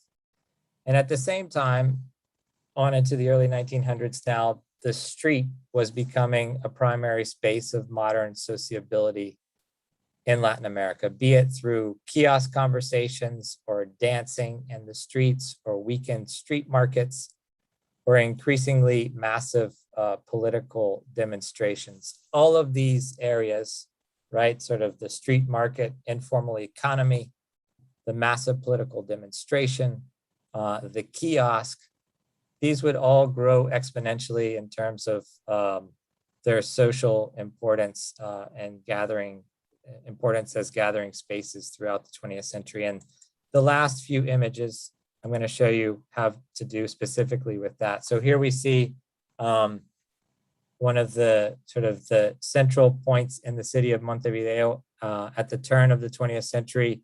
You see people gathered out front of storefronts, this new technology of print on the walls there, advertising different things. Here we see in 1902, I believe, this image of children playing in the street, a version of tic-tac-toe in Buenos Aires. And here from the early 1960s, just one image of thousands that are out there, right, of the kiosk as this gathering point for people, not only to buy their newspaper or magazine or whatnot, but to eat a snack, to talk, to connect with their neighbors. And the kiosk in Latin America from the late 1800s on into the present has been sort of this central point, central gathering space, much more than just the point of sale for these knickknacks. So I'm just going to conclude with a few general remarks and say that I've talked again in very broad terms about this arc that spans from the early 1800s on, where forms of entertainment grew in number and frequency and type. This entertainment happened overwhelmingly in public spaces, in squares and streets and venues where the line between the defined performance space and the street was often blurred. And specifically in the case of Argentina and Uruguay, where the Creole drama phenomenon took place, it shaped the entertainment landscape and really allowed people to gather across racial and ethnic and class lines. And that gathering spilled out into these other realms of life, as the Creole clubs illustrated. And I think these elements really point to what is the public and often very collective, large-scale character of modern sociability in Latin America. And I know it's a really broad claim, but over the past 18 months, the constant public interactions that make up notions of social life across the region have been ravaged by the pandemic.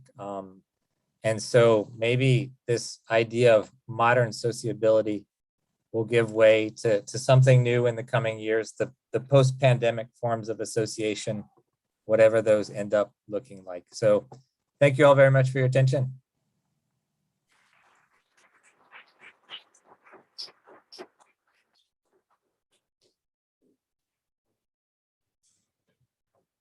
Thank you. We have time for questions. I believe it was asked if it's possible. I think most folks can hear the question asked from the audience, but so you can come straight into the microphone.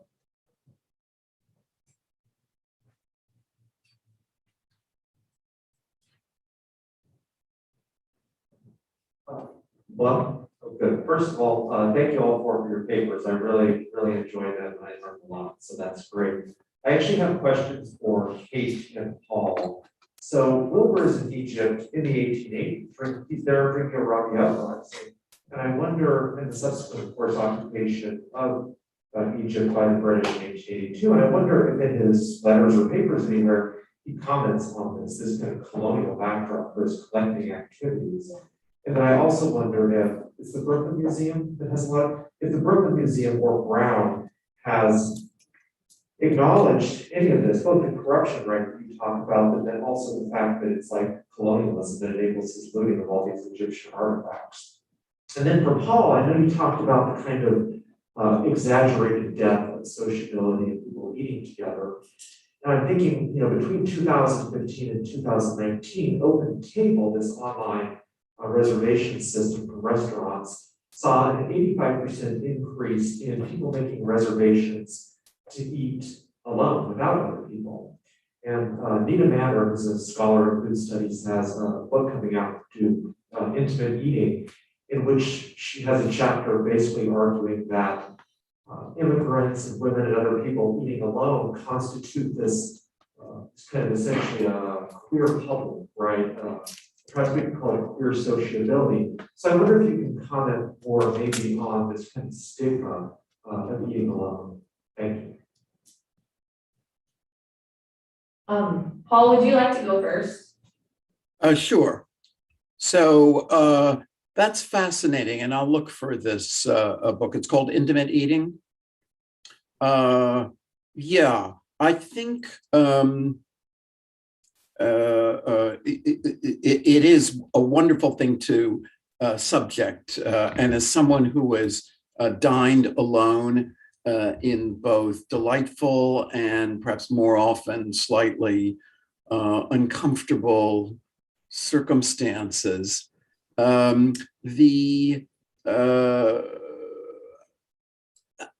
again, I think that eating alone in the United States takes various forms. So one of the things that foreigners have noticed about Americans since the early 19th century is that they tend to want to do something else while they're eating. And this is particularly true when they're alone, of course. The inability to concentrate on the food. And of course, this is now universal. Certainly, I tend to read while eating alone, but others, see people with their laptops and their phones. So the experience of eating alone since the smartphone is different. Another difference is the peculiar setup of restaurants with bars. So, you can have a meal at the bar, which often does not require a reservation and is a form of sociability or potential sociability. You might have conversations as at an alcohol bar where you may be alone, you may want to meet people. As to immigrants and women as the primary people who experience this, yeah, I mean, maybe, though that huge increase that Open Table has recorded, I would say there's probably a demographic component to that as well, and that the view is the opposite of what was the prevailing image earlier, that people who are elderly more often eat alone. I think young people of all genders and ethnicities tend to pick and choose which meals they're going to consider convivial, which meals they're going to consider just simply routine, and maybe a few that they will actually enjoy, but enjoy alone. I think, yeah, the bar thing too is really interesting, because in the book too, she specifically talks about going to restaurants. Restaurateurs always want to put single individuals at the bar rather than seating them at the tables too. And there's discussions there of architectural design of restaurants and all that. So Yeah, absolutely. Thank you so much. And then, I hope I get everything that you asked. So, you're wondering about the comments that Wilbur would have had after the Arabian uprising in 1882. I'm going to be really honest, and my knowledge of American Egyptology is pretty terrible, especially before 1885. But, so I'm going to say I don't know what Wilbur would have said, because I don't know his letters that well. I can't imagine that it would have been a huge deal for him because he wasn't British. And so he was operating with Maspero, and so that wouldn't have changed a whole lot of what they were doing. But it absolutely comes up in British letters, which is where most of my, right now, my expertise lies. And Amelia Edwards, for example, just jumped on this when it came to the Egypt Exploration Society. I don't think that that's a mistake, right? That was founded in 1882 also. And so the British just sort of came in and said, wow, since we basically have, Egypt is basically a colony, we're going to take full advantage of that. The Americans didn't really take full advantage of that until after the First World War. And Americans came to Egypt pretty late, so we came to Egypt after the end of the American Civil War, when people actually had money and time and it was safe to go. And once the First World War, but because we were a little bit late, we weren't as established as the British, we've been there for a little more time. And so James Breasted, when he came back to Egypt in 1919, he sort of established this deal with Edmund Allenby, we are going to do these things, and Rockefeller wants to do all of this stuff in Egypt that he was really denied. So Americans came to it pretty late.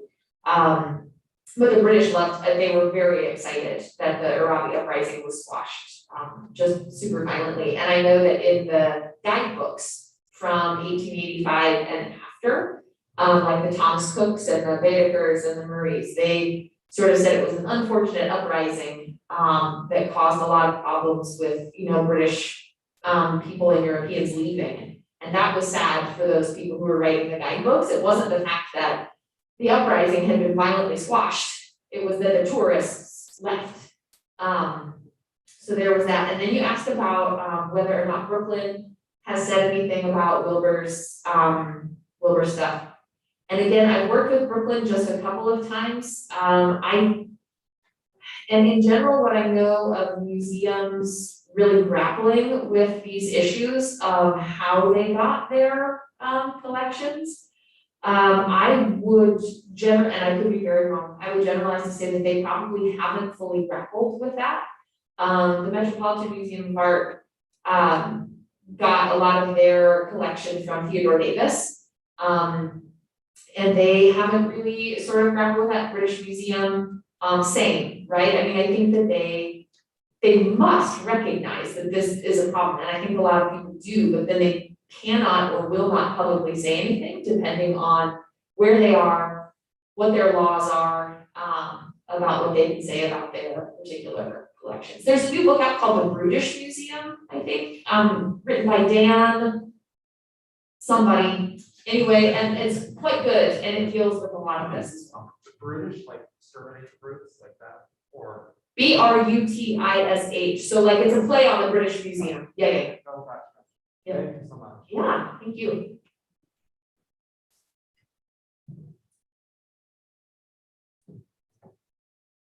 Hi, I have a question for each of you.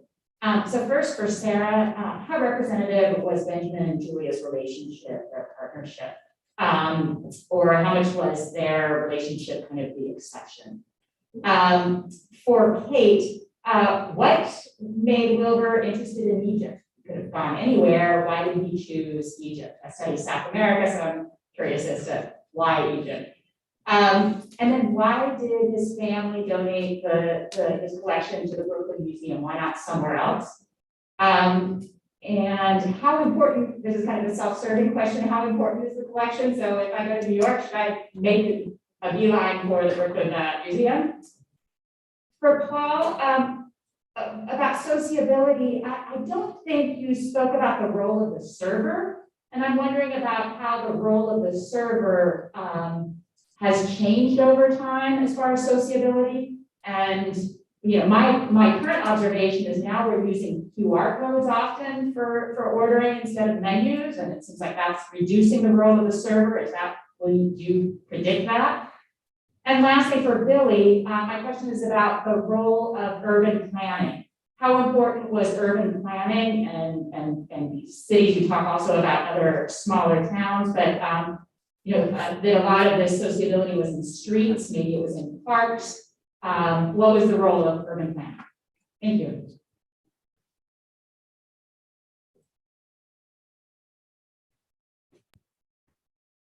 So I guess we'll just take these in order. Okay, so great question about Benjamin and Julia's relationship.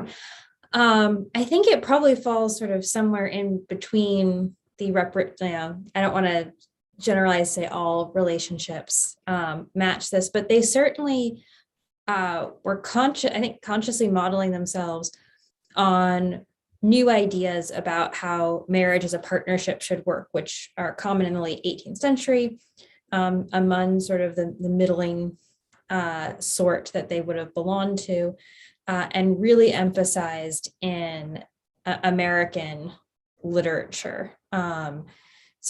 Magazines, periodicals talking about how the genders should interact. It's an era of where there people are really encouraging both this partnership model of marriage as well as heterosocial friendship as well. So both Benjamin and Julia have friends who are of the opposite gender. So I think they're fairly common for sort of their class and their group, certainly in Philadelphia, which has this growing sort of salon culture. I would hesitate to extend that to sort of all marriage in the United States in the early Republic. But for their time and space, I think they're pretty representative and certainly trying to replicate consciously these ideas about partnership, about sort of Republican womanhood and viewing this in sort of a political way as well. Maybe not always very directly conscious of that, but I think Benjamin certainly is. He was pretty clear about how all parts of a person's life should sort of be part of the Republican project. Little r Republican, obviously.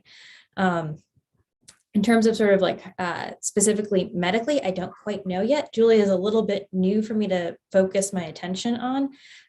So in terms of like how much does a doctor's wife know, I don't quite know yet. I do know that when they got married, Benjamin basically like opened up his library to her and is like, here's all my books. Take a look. And it seems like she took him up on it. I don't know if that happened in all marriages. I don't know if all doctors' wives were actually interested. So that's where I am. Thank you. Thank you. Okay, why Egypt? I love this question. So you have the grand tour, right? And if you're wealthy, especially if you're a wealthy American, you go to Europe and you go on a grand tour. By the time Wilbur's going to Egypt, you have to include Egypt as part of your grand tour, or else people are going to be like, you didn't really do the grand tour, you got to do this too. So that he just would have had to go kind of as that sort of status requirement. He could also spend a ton of money there. There was just a lot of places for him to donate his money to kind of ease his conscience, right? I mean, this is pre-Gilded Age, but these guys made tons of money and they knew it was wrong and they had to like figure out how to get rid of some of that guilt. And so he could spend a lot of that money. And I imagine when he met Maspero just saw dollar signs flying off this guy and was like, I've really gotta court him to be a big donor for me. And that super worked. And Maspero was really good at that. So I imagine all three of those things were probably why he went to Egypt. Also, it was really hard to extricate from Egypt, or what is the word? For the US to bring him back from Egypt to get him for the Tammany Hall. I mean, this guy was okay. Why the Brooklyn Museum? This is a really great question. The Metropolitan Museum of Art had started their Egyptian art department specifically kind of as a separate department in 1906, I believe.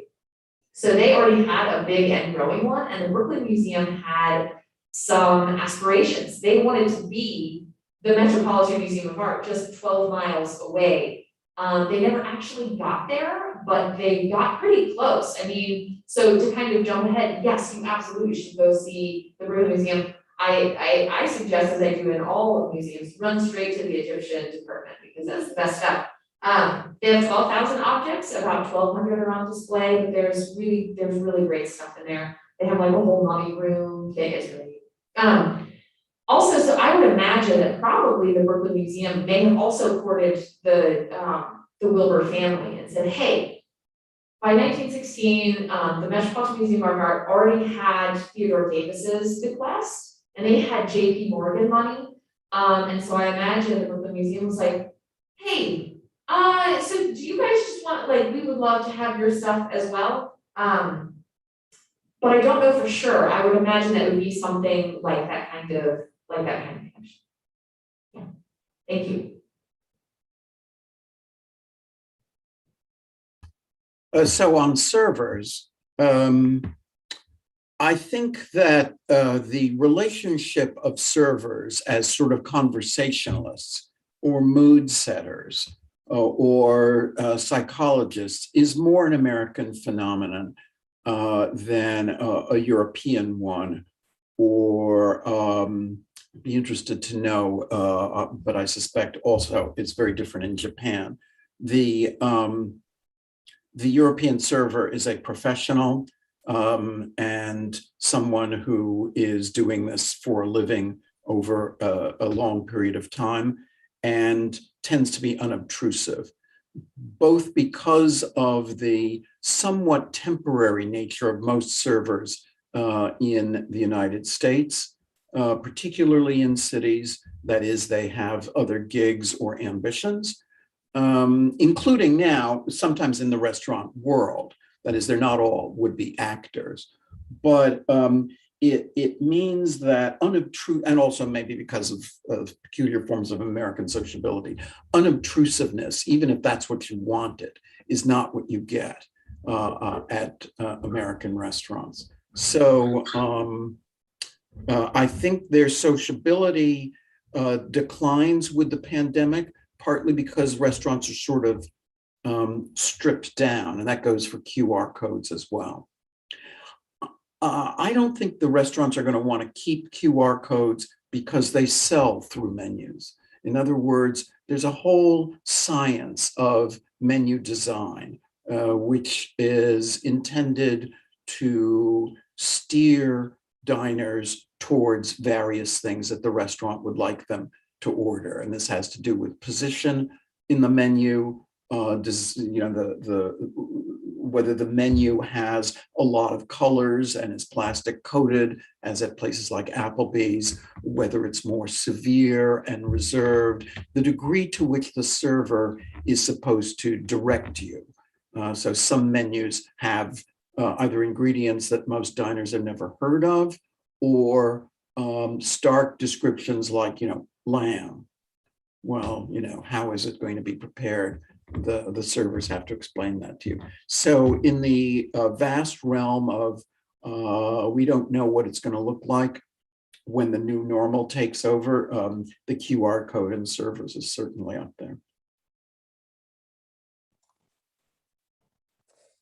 Yeah, thanks for the question about urban planning and the intersection with these performers and so forth. I think I'll talk about it just really quickly in sort of three phases, right? So from the late 1700s on into, I guess, the early 20th century, right? The place of the theater as this didactic space was always a debate. The curtains of the late colonial theaters used to have these inscriptions across them, right? People come to learn and how to learn to be civilized participants in a society, were messages that were displayed across these places. That's not exactly an urban planning question, obviously, but I think it does go to the sort of the place of this space, right, within this broader urban environment.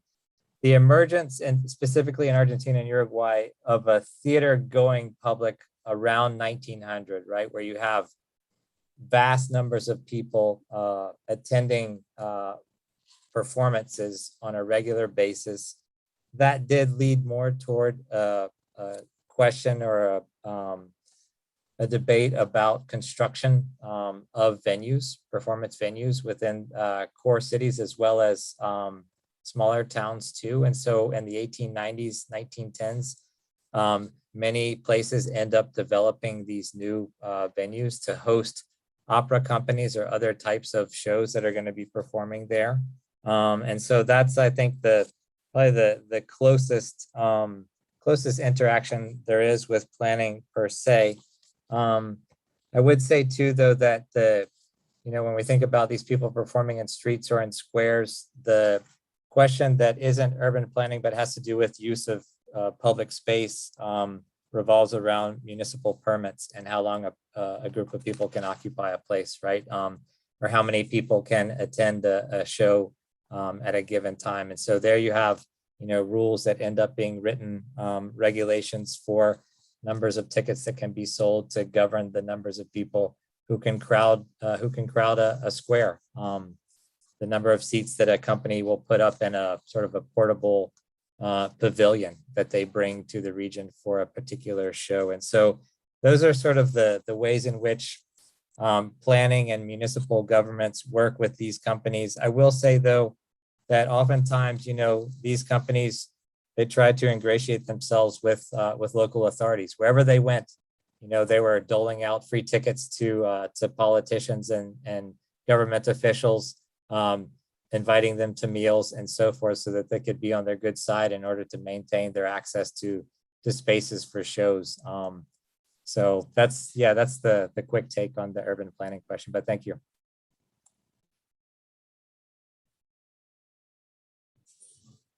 At this point, unfortunately, we have run out of time for questions. There will be a break, and the next panel will begin at 2:30. Thank you, everyone, for being here, and thank you to all the panelists. They are tremendous papers. Very much enjoyed.